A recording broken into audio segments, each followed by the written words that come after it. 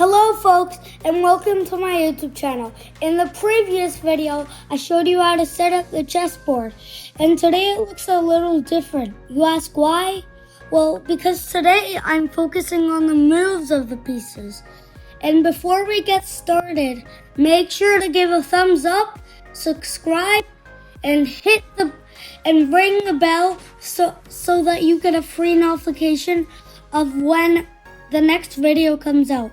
So let's get started. We're starting with this little guy here, and it's the pawn. And never underestimate the power of the pawn, because if you use it right, good things will happen with this pawn. So you can move it one space or two spaces, and if you move it one space, it moves one space for the rest of the game, and if you move it two spaces, it moves one space for the rest of the game.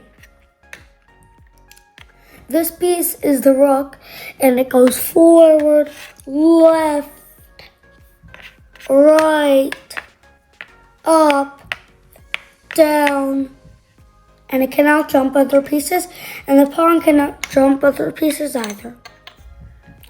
The knight can jump other pieces.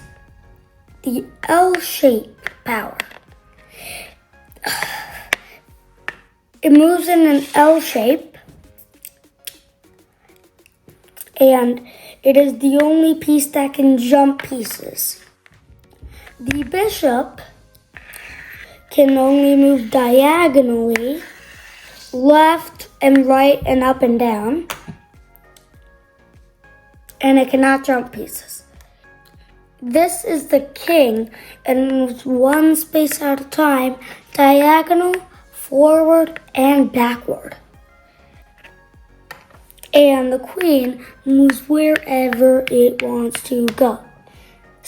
And it moves straight up, forward.